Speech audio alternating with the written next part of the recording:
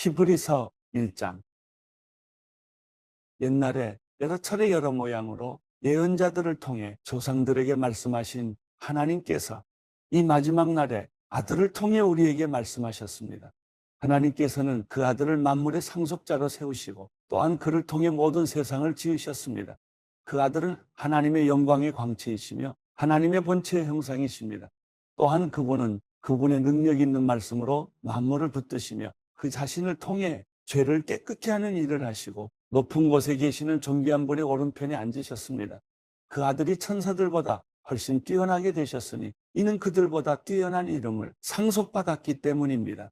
하나님께서 언제 천사들 가운데 누구에게라도 너는 내 아들이다, 오늘 내가 너를 낳았다라거나 또다시 나는 그의 아버지가 되고 그는 내 아들이 될 것이다 라고 말씀하신 적이 있습니까?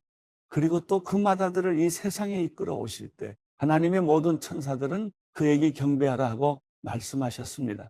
천사들에 대해서는 그는 그의 천사들을 바람으로 그의 일꾼들을 불꽃으로 삼으신다라고 하셨으나 아들에 대해서는 하나님 주의 보좌는 영원 무궁하며 주의 나라의 규는 의로운 규입니다. 주께서는 의를 사랑하시고 불법을 미워하셨습니다. 그러므로 하나님 곧 주의 하나님께서 기쁨의 기름을 주께 부어 주의 동료들보다 높이 뛰어나게 하셨습니다 라고 하셨고, 또 주여 태초에 주께서 땅을 세우셨고 하늘도 주의 손으로 지으신 것입니다. 그것들은 부서질지라도 주께서는 영원히 계실 것이요 모든 것은 옷과 같이 낡을 것입니다. 주께서 그것들을 겉옷처럼 말아 올리실 것이니 그것들이 옷처럼 변할 것이나 주는 한결같으시며 주의 세월은 끝이 없을 것입니다 라고 하셨습니다.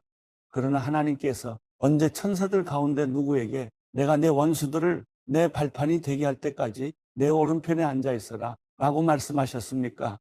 모든 천사들은 구원을 상속할 사람들을 섬기라고 하나님께서 보내신 섬기는 영들이 아닙니까? 히브리서 2장.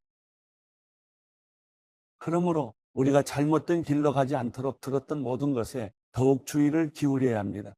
천사들을 통해 하신 말씀도 효력이 있어 모든 범죄와 불순종이 마땅한 징벌을 받았는데 우리가 이 큰 구원을 무시한다면 어떻게 징벌을 피할 수 있겠습니까? 이 구원은 처음에 주께서 말씀하신 것이며 들은 사람들이 우리에게 확증해 준 것입니다. 하나님께서도 표적과 놀라운 일들과 여러 가지 기적들 그리고 그분의 뜻에 따라 나눠주신 성령의 은사들로 함께 증언하셨습니다. 하나님께서는 우리가 말하는 앞으로 올 세상을 천사들에게 다스리라고 하신 것이 아닙니다. 그러나 누군가가 어디에 증언하며 말했습니다. 사람이 무엇이기에 그를 생각해 주시며 인자가 무엇이기에 그를 돌보십니까? 주께서 그를 잠시 동안 천사들보다 낮아지게 하시고 그에게 영광과 존귀의 관을 씌우셨습니다. 주께서는 만물을 그의 발 아래 복종하게 하셨습니다. 하나님께서는 만물을 그의 발 아래 복종하게 하심으로 그에게 복종하지 않는 것을 하나도 남기지 않으셨습니다. 그러나 지금은 우리가 아직 만물이 그에게 복종하는 것을 보지 못합니다. 다만 우리는 천사들보다 잠시 낮아지신 분, 곧 죽음의 고난을 통해 영광과 존귀로 관을 쓰신 예수를 바라봅니다. 이는 그분이 하나님의 은혜로 모든 사람을 위해 죽음을 맛보려 하심입니다.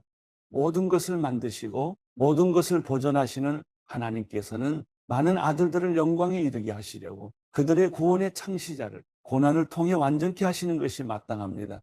거룩하게 하시는 분과 거룩하게 된 사람들이 모두 한 분에게서 나왔습니다. 그러므로 예수께서는 이들을 형제들이라고 부르기를 부끄러워하지 않으시고 말씀하시기를 내가 주의 이름을 내 형제들에게 선포하고 교회 가운데서 주를 찬양할 것입니다 하시고 다시 내가 그를 의지하리라 하시고 또다시 보라 나와 하나님께서 내게 주신 자녀들이다 라고 하셨습니다. 이와 같이 자녀들은 피와 살을 함께 나눈 사람들이므로 그 자신도 이와 같이 그들과 함께 속하셨습니다.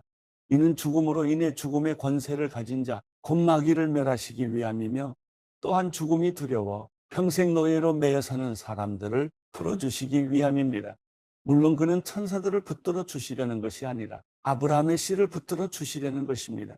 이러므로 그는 모든 것에서 형제들과 같아지셔야만 했습니다.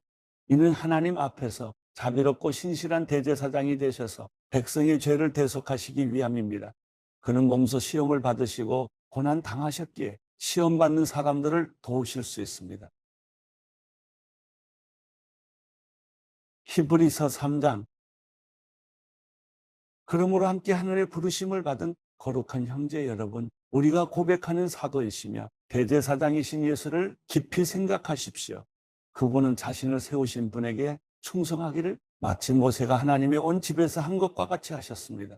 그러나 마치 집을 지은 사람이 그 집보다 더 존귀한 것 같이 그분은 모세보다 더 큰 영광을 받기에 합당하십니다. 집마다 누군가 지은 사람이 있듯이 모든 만물을 지으신 분은 하나님이십니다. 또한 모세는 장차 하나님께서 말씀하실 것을 증언하기 위해 하나님의 온 집에서 종으로 충성했습니다. 그러나 그리스도께서는 하나님의 집에서 아들로서 충성하셨습니다. 우리가 소망에 대한 확신과 긍지를 굳게 잡으면 우리는 곧 그분의 가족입니다. 그러므로 성령께서 이렇게 말씀하셨습니다. 오늘 너희가 그의 음성을 들으면 광야에서 시험받던 날에 반역한 것처럼 너희 마음을 완고하게 하지 말라. 너희 조상들이 거기서 40년 동안 나를 불신에 시험했다. 또한 내가 행한 일들을 보았다. 그러므로 내가 진노해 그 세대를 향해 말했다. 그들은 항상 마음이 미혹돼 내 길들을 알지 못했다. 내가 진노에 맹세한 것처럼 그들은 결코 내 안식에 들어오지 못할 것이다. 형제 여러분, 여러분 가운데 누구든지 살아계신 하나님을 떠나려는 악한 불신의 마음을 품지 않도록 조심하십시오. 도리어 아직 오늘이라 일컬을 수 있는 그날에 여러분 가운데 누구라도 죄의 속임수로 완고해지지 않도록 서로를 격려하십시오. 이는 우리가 처음에 확신한 것을 끝까지 굳게 잡으면 그리스도와 함께 나누는 사람들이 되기 때문입니다. 오늘 너희가 그의 음성을 들으면 광야에서 시험받던 날에 반역한 것처럼 너희 마음을 완고하게 하지 말라라고 말씀하실 때 듣고도 반역한 사람들이 누구였습니까? 모세를 통해 이집트에서 나온 모든 사람들이 아닙니까? 또 하나님께서 40년 동안 누구에게 진노하셨습니까? 죄를 저지르고 시체가 돼 광야에 쓰러진 사람들에게 아닙니까? 또한 하나님께서 누구에게 그분의 안식에 들어가지 못할 것이라고 맹세하셨습니까? 불순종한 사람들이 아니고 누구입니까? 이로써 우리는 그들이 불신앙 때문에 들어갈 수 없었던 것을 봅니다. 히브리서 4장. 그러므로 그분의 안식에 들어가리라는 약속이 남아있을 동안에 여러분 가운데 혹 누구라도 거기에 이르지 못하는 사람이 있을까 두려워합시다. 그들처럼 우리도 복음 증거를 받은 사람들입니다. 그러나 들은 말씀이 그들에게 무익했던 것은 그들이 들은 말씀과 믿음을 연합시키지 않았기 때문입니다. 그런데 믿는 우리들은 그 안식에 들어갑니다. 이는 하나님께서 내가 진노에 맹세한 것처럼 그들은 결코 내 안식에 들어오지 못하리라 라고 하신 것과 같습니다. 사실 세상이 창조된 이래로 그분의 일들이 이루어져 왔습니다. 어디엔가 제7일에 관해 이렇게 말씀하셨습니다. 그리고 하나님께서 일곱째 날에 그분의 모든 일을 쉬셨다. 그런데 여기서는 다시 그들은 결코 내 안식에 들어오지 못할 것이다 라고 하십니다. 이와 같이 이제 어떤 이들에게는 저 안식에 들어갈 기회가 남아있지만 복음을 먼저 전해 들은 사람들은 불순종으로 인해 들어가지 못했습니다.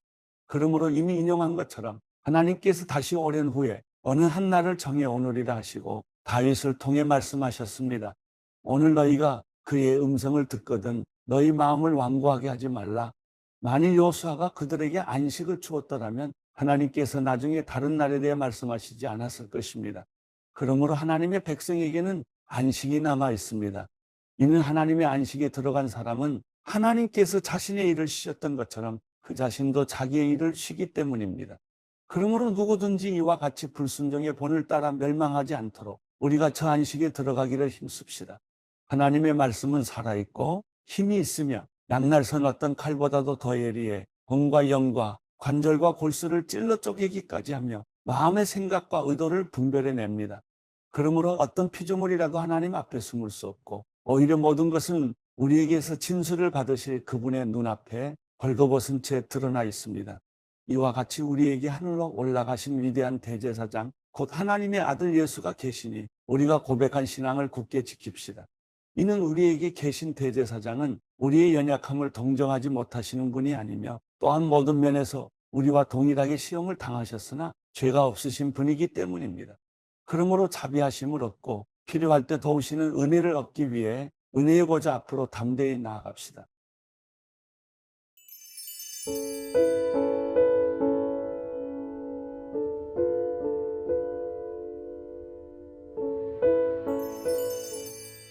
시편 40편. 내가 참고 참으며 여호와를 기다렸더니 그분이 내게 귀를 기울이시고 내 부르짖음을 들으셨습니다. 그분이 무서운 구덩이에서 진흙탕 속에서 나를 끌어내셔서 내 발을 바위 위에 두어 내가 안전하게 걷도록 하셨습니다. 그분이 내 입에 새 노래를, 우리 하나님을 찬양하는 노래를 넣어 주셨습니다. 많은 사람들이 보고 두려워하며 주를 믿게 될 것입니다. 여호와를 의지하고 교만한 사람들이나 거짓의 길로 빠지는 사람들을 돌아보지 않는 사람은 복이 있습니다. 여호와 내 하나님이여, 주께서 하신 놀라운 일들이 너무나 많고 우리를 향한 주의 생각이 너무나 많습니다. 내가 그것들을 말하려고 해도 너무 많아 일일이 다 열거할 수 없을 정도입니다. 주께서는 제사와 제물을 원하지 않으셨고 번제와 속죄제도 요구하지 않으셨습니다. 주께서 내 길을 열어주셨으니 그때야 내가 여기 있습니다. 내가 왔습니다. 나에 대해 기록한 것이 두루마리 책에 있습니다. 오 내 하나님이여, 내가 기쁘게 주의 뜻을 행하겠습니다. 주의 법이 내 마음속에 있습니다. 라고 했습니다. 내가 집회에서 의로운 말씀을 선포했습니다. 오 여호와여, 내가 내 입술을 막지 않았음을 주께서 아시지 않습니까? 내가 마음에 주의 의를 숨기지 않았고 주의 신실함과 주의 구원을 선포했습니다. 집회에서 내가 주의 사랑과 주의 진리를 감추지 않았습니다. 오 여호와여, 주의 자비를 내게서 거두지 마소서. 주의 사랑과 주의 진리로 항상 나를 보호하소서. 수도 없는 악이 나를 둘러싸고 있습니다. 내 죄들이 나를 덮치니 앞을 볼 수가 없습니다.